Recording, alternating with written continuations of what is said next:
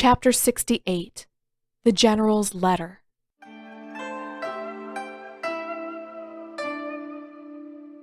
What remained of the lake, a jagged, rocky pit that hadn't yet filled in with snow, was strange to walk around. Katara had gotten used to the flat, easy expanse before the ridge where she practiced bending with Zuko. It wasn't like it was difficult to walk around the rim of the pit rather than cutting straight across the ice the way that she used to, but the sight of the great, gaping scar in the otherwise pale, smooth landscape was still enough to surprise her every time she approached. What surprised her more, though, was the fact that when she came to the crest of the ridge, Zuko was already waiting just a few paces away, perched on a boulder-like chunk of ice a few dozen paces away from his tent. Katara stopped in the middle of the path, scanning the hilltop with narrowed eyes. By the markings in the snow, she could see that he'd been pacing up and down the short stretch by the ridge for quite some time, sitting and standing in unsettled shifts, but there were no other clear signs that she could see up here. No fresh footprints that didn't seem to belong to Zuko, nothing wrong with his tent or the area closer to his campsite, nothing. "Zuko? What's going on?" she asked. "Did something happen up here, or—" He shot to his feet and jogged the few remaining steps to reach her. "No, it's not.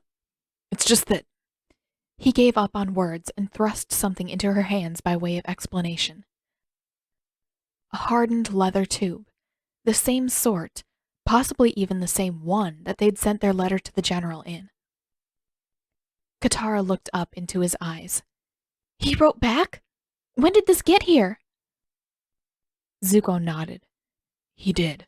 It was, I don't know, probably a few hours before sunset.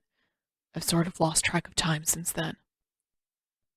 She fumbled to pull off one of her mittens, then struggled a little to open the tube and free the letter from its contents. "So what is he saying?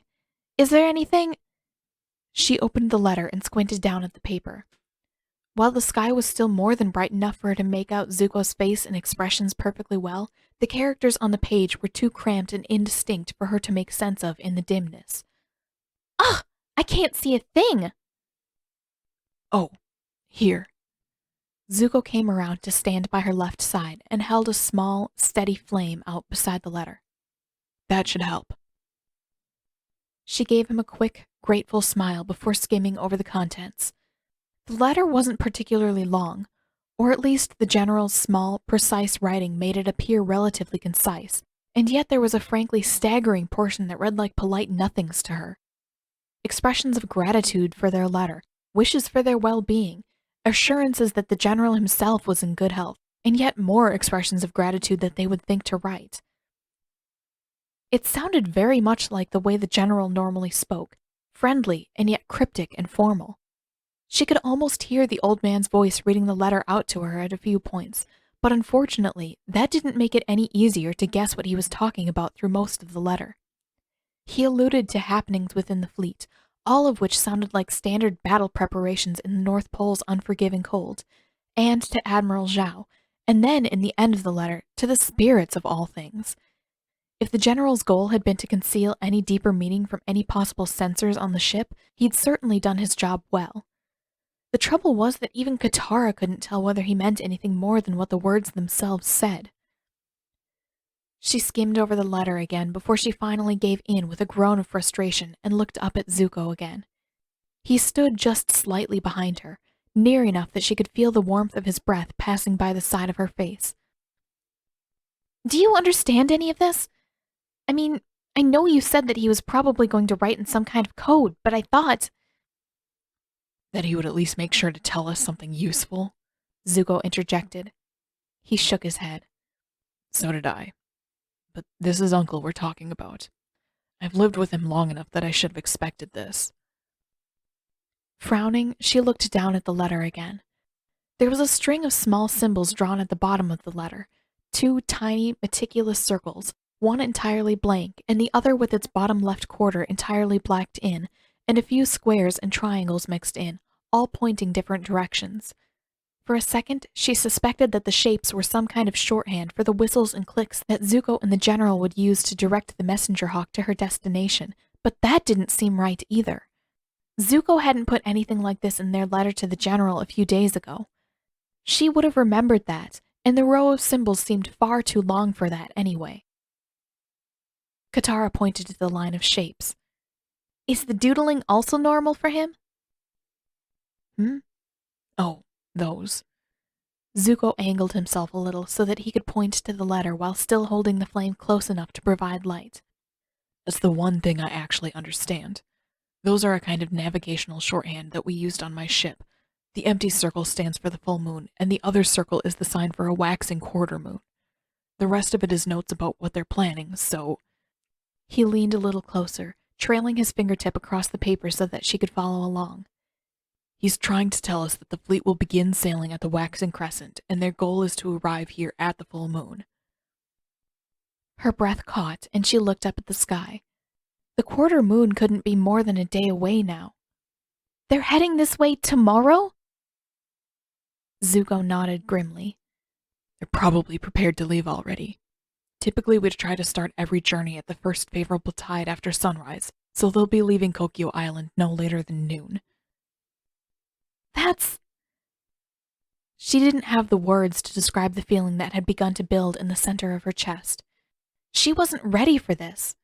She doubted that any of them were. Her breath started to come a little quicker. We have to tell everyone. The whole city. They have to be ready for this. As she continued, the words spilled out faster and faster. What am I going to tell everyone? If I go back into the city and start telling people that the fleet is sailing tomorrow morning, they're going to wonder where I heard that, and... She spun around to face him and found Zuko staring downward, golden eyes fixed on the letter as the light of the flame danced across his face, illuminating him in varying shades of orange and yellow, casting stark, bluish shadows in every crease of his scar and across the far side of his face. He shook his head. I don't know. I guess it's probably too late to sneak out on the sky bison and use that as an excuse again. Probably. She hated how small her voice had become, and she looked back down at the letter, hoping that that might conceal some of the fear she felt. There were good people mixed in with the fleet, she knew that. Or one good person and 20 or so less than awful former crewmen from Zuko's ship, at least. But their presence was hardly enough to make her feel better about the impending attack. The raid that had taken her mother's life had only needed one ship full of soldiers, after all, and Zhao had at least 50. It took a while to bring her thoughts and her breathing back to normal before she spoke again. You said they'd be here by the full moon, right? On the full moon, Zuko corrected. Uncle was a stickler about using precise shorthand when I was first learning. There's no way he would have written it this way if the plan was to get here some other day. Her brow furrowed, and she looked up into his eyes again. But that's a week away. The boys and I got here faster than that on a bison floating on his belly through the water. Why would they take so long to get here? A shrug. I have no idea. I assume that Uncle tried to tell us something about that in the rest of the letter, but... He sighed. All I can do is assume that the full moon matters for some reason. They want to be here on that day, so they're leaving early to make sure that they can get through any natural obstacles or defenses before that day. Katara bit her lower lip for just a second, looking off toward the city, bathed in soft, silvery moonlight. I think we're going to need the others for this. Zuko gave a small grunt of agreement. I guess it's lucky for us that your brother is fluent in nonsense.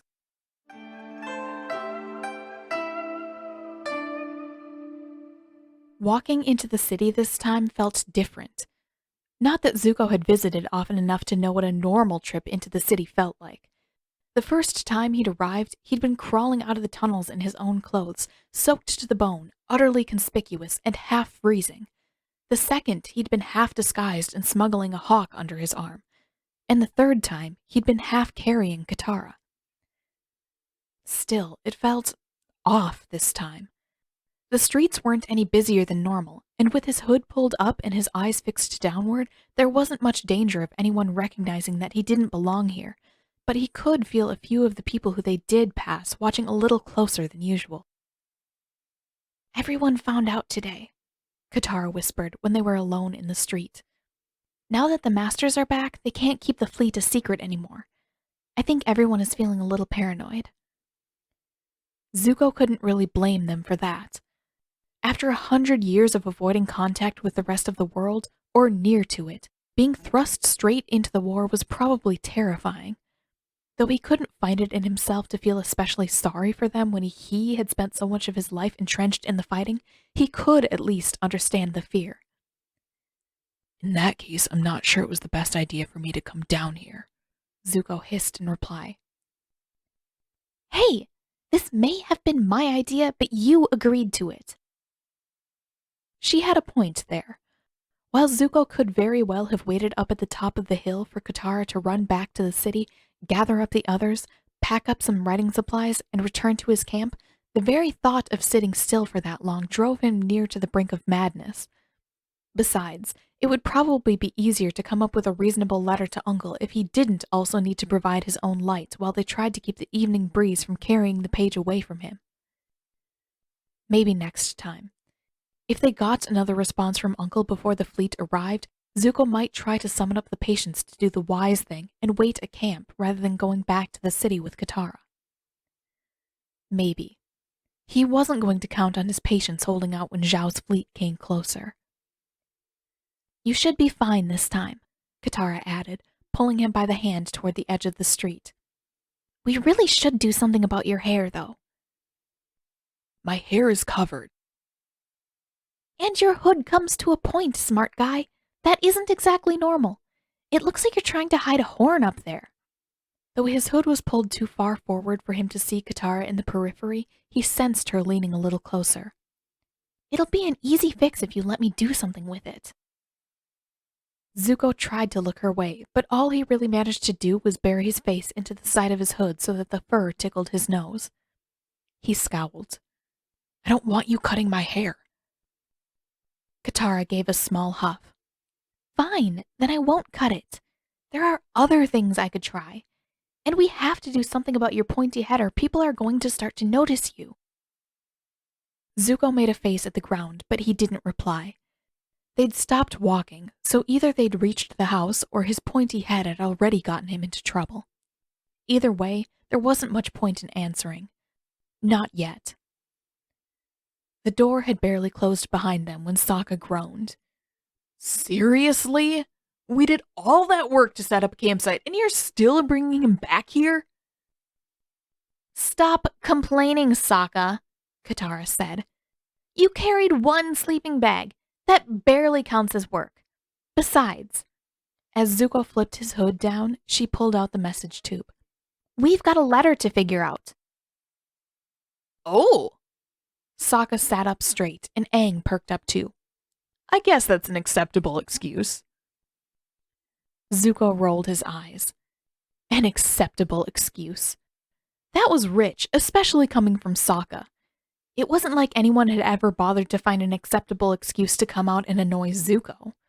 Or, well, Katara didn't really need an excuse, and Aang had brought food out to the lake, but Sokka had always seemed more concerned with making a nuisance of himself than anything else. Hand it over, Sokka said, waggling his hand at Katara. Let me see it. I'll have it worked out in 5 minutes, I promise. I'd like to see that, Zuko grumbled, pulling the parka off over his head. By the time that he could see the room again, Katara was perched on the cushion across from Sokka, watching intently as he unrolled the scroll. Zuko hesitated for just a second before he took the remaining spot beside Katara, across from Aang. Don't doubt my smarts, Prince Firefists. Sokka hunched up around the letter. I'm great at this stuff. Zuko rolled his eyes again and glanced toward Katara just in time to see her do the same. His face heated and he looked away. He was here to deal with Uncle's letter, nothing else.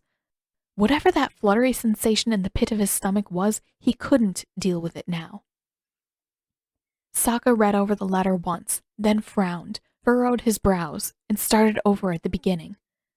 For what seemed like a long time, they were all quiet, even Aang, as they waited for Sokka to finish going over the letter.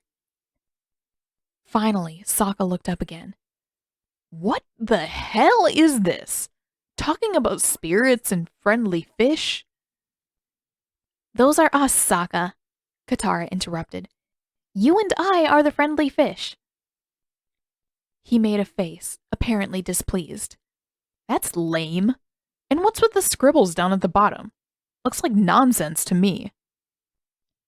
She smirked. I see the genius codebreaker has met his match after all.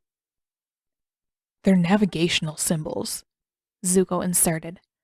Uncle says that the fleet is setting off at the waxing quarter moon. For a few beats, Sokka just stared, forehead scrunching up like he either smelled something bad or like he was straining to remember something. Then he burst out with, "But the waxing quarter is tomorrow!" Zuko raised his eyebrow. "You're just full of helpful revelations, aren't you?" Sokka made a face. "You're a jerk."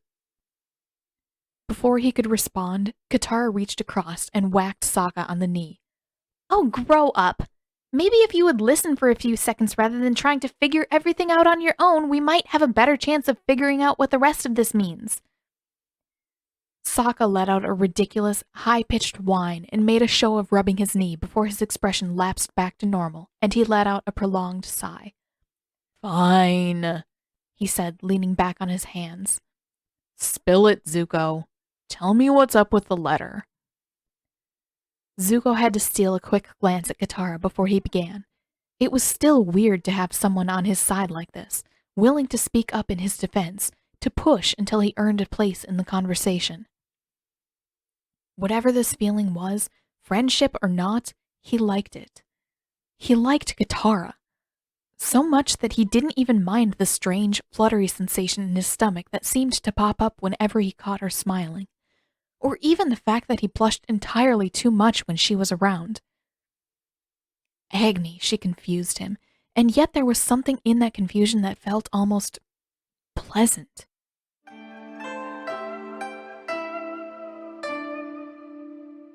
Just hold still for another second, Katara said. She gave Zuko's unscarred ear a soft flick. I can't fix your hair if you're going to keep squirming.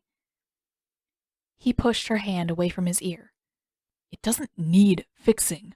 I already told you I don't want my hair cut." Frowning at the back of his head, Katara smoothed the long section of sleek, black hair as far down and back as it would go. With the front of his hair so short, she couldn't give him a real wolf tail, much less braid any of the bits along his hairline, but at the very least, she could still readjust the binding.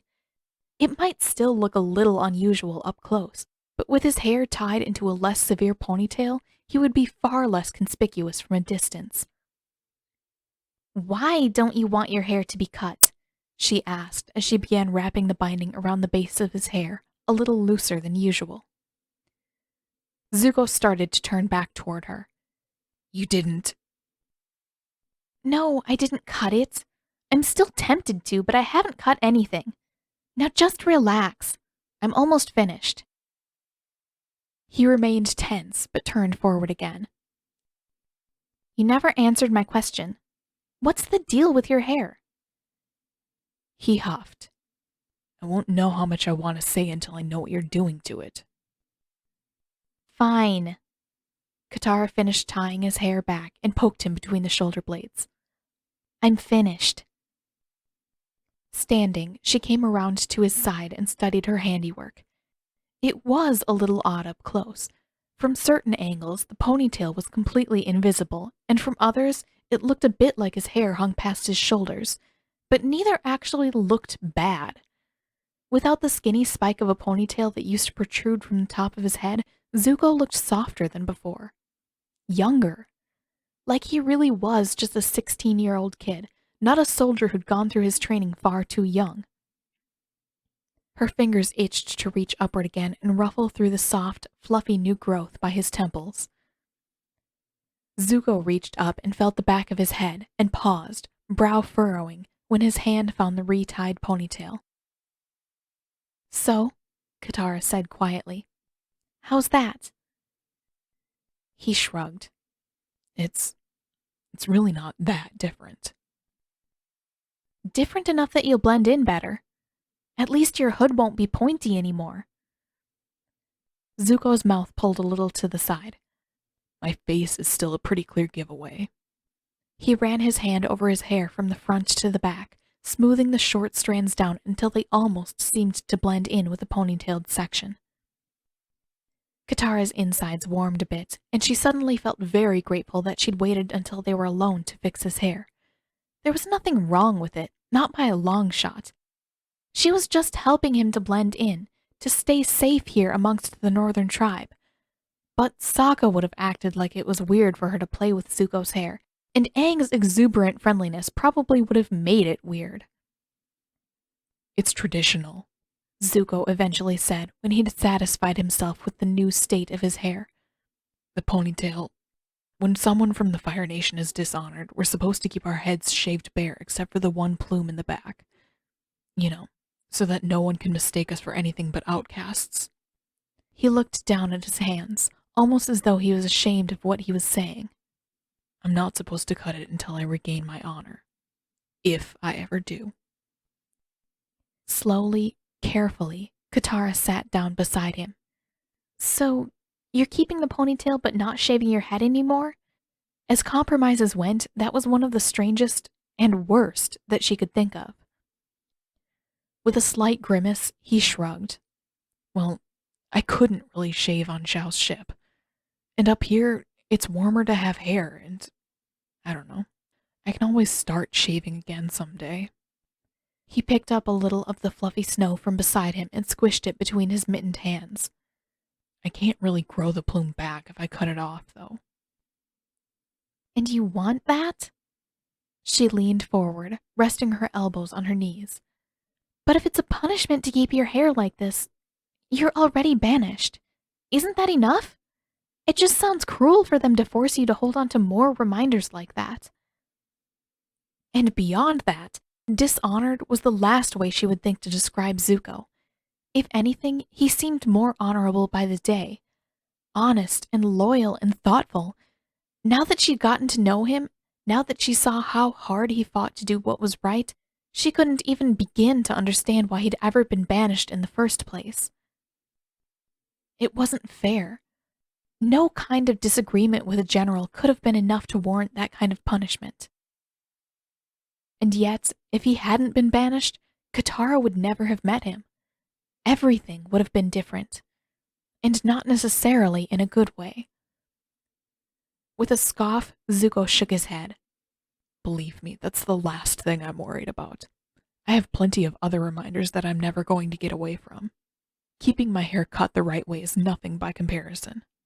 He turned the left side of his face conspicuously away from her. His scar. That really was when it had happened. He really was the boy who Meek had saved on that Fire Nation ship. "I know that you got your scar around the time when you were banished," Katara blurted out. Her hands clenched when she felt Zuko look her way, gaze hot and sharp. "And I know that's why you got sick and your uncle had to take command of the ship for a while." Her voice caught, and she heard Zuko's breathing hitch too. "I'm sorry. It never should have happened to you." Zuko pulled back from her, eyes wide. What did Uncle tell you?" She shook her head. Though he was clearly agitated and upset, Katara couldn't manage to raise her voice much above a whisper. "Almost nothing. He told me how long you'd been away from home. The rest, I've just figured things out." "From what?" Zuko sounded desperate, almost frantic. He shoved himself to his feet. "I've hardly told you anything. My crew didn't know. Uncle promised me that he wasn't going to tell them more than they needed to hear. If he told you, then they probably—" "I just said that the general didn't tell me anything," Katara repeated. "Neither did your crew. And you're making it pretty obvious that I'm right." He froze for an instant, then threw his arms out to the sides. "If you can figure all of this out, then what else do you know? Did you figure out that the scar was part of my punishment too? That even that wasn't enough for my father, and he barely let me stay long enough for the medics to finish bandaging my face? Or Her eyes widened, and Katara forgot how to breathe. What? I thought...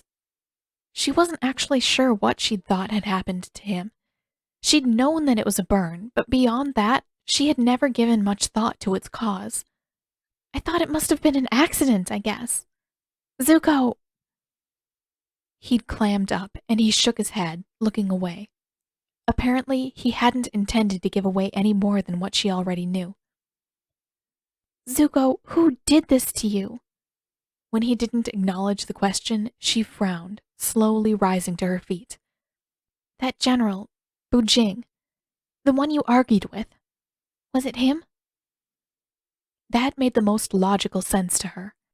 Zuko had told her that the argument had gotten him banished, and it was awful to think that the Fire Lord could have seen his own son so badly hurt just to turn around and punish him by sending him away, but the Fire Lord wasn't a kind man by any account. He trusted a general who was willing to sacrifice his own people in battle, after all. Who was to say that he wouldn't put his own child in harm's way, too? Zuko shook his head ever so slightly. I almost wish it had been him. Then she remembered what Amik had told her about the ship, about how almost no one would speak to her, how only the general had shown much concern for Zuko. It wasn't your uncle, was it? Please, no. The old man had always seemed so kind, so gentle, and so incredibly fond of Zuko. More like a parent than an uncle. Again, Zuko shook his head, but it was more forceful this time. Of course it wasn't. Katara let out a sigh of relief, and she felt her shoulders drop a bit. At least that was one small mercy. At least there was one person in the Fire Nation who hadn't made things infinitely worse. Unfortunately, that meant that almost anyone else in the Fire Nation could have done this. Maybe there was some sort of official tasked with mutilating people as a form of punishment. Maybe it had been some other general or admiral who had stepped in to hurt him in Bujing's place. Or maybe it was even worse than that. The Fire Lord had undoubtedly known who had hurt his own son. He'd probably ordered it. Maybe he'd been even more involved than that. If I asked you who did it, would you tell me the truth? She asked after a pause. Zuko looked wary, but he didn't pull back when she took a careful step forward. Could you just not ask? I guess so. She felt her forehead crease as she studied him. There was still tension in his face, pain in his eyes, and an ache started up somewhere in the middle of Katara's chest. She wanted to reach out, to help, but she didn't know where to begin. Zuko shifted his weight, tension draining from his shoulders as the fight began to go out of him. Another small step forward. Do you want to know how I figured it out? With a sigh, he rubbed the back of his neck and dropped back to the ground. How do you know? I met the person who your uncle went to for help, she answered. She sat down across from him, fighting the urge to close the rest of the distance. After you got hurt, I mean. From what she told me, it sounds like by the time that she met you, things had gotten bad. She paused. I guess you were still pretty out of it by the time that you and your uncle left. His forehead creased. Someone told you that they helped me when I got sick back then? Katara shrugged. Sort of. She told me that a few years ago an old firebender needed help for a boy with an infected burn scar. She didn't know your name or anything, but everything else matched up. Like I said, I pieced it together. She watched, brow furrowing, as he leaned forward, resting his elbows on his knees and grinding the heels of his hands into his forehead. Zuko, are you okay? He shrugged with one shoulder, not raising his head. I don't know. Uncle never told me any of that. I thought that I just came out of it after a while. His shoulders shuddered visibly as he exhaled. Am I supposed to be okay when I find out that my uncle thought I was going to die? I didn't say that. He peered up at her from the corner of his eye. I know my Uncle Katara. He hired a medic before we left the Fire Nation.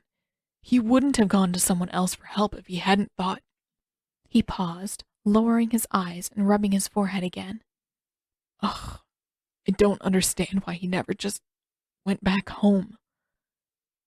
Probably because he cares about you too much to leave.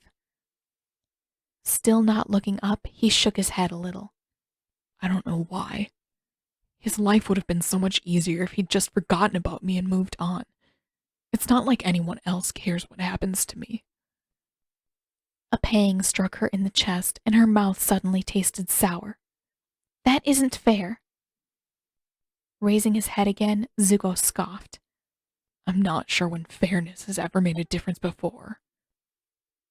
No. Her breath came in quick, silvery bursts, and she shook her head as though that might somehow drive away the painful tightness gathering in her throat. That's not what I meant. Then what? You don't get to say that no one cares when I'm sitting right here. She heard Zuko's breath catch, but the burning in her throat had begun to reach upward until her eyes began to prickle as well. She couldn't do this. She couldn't succumb to tears in front of him. Not like this.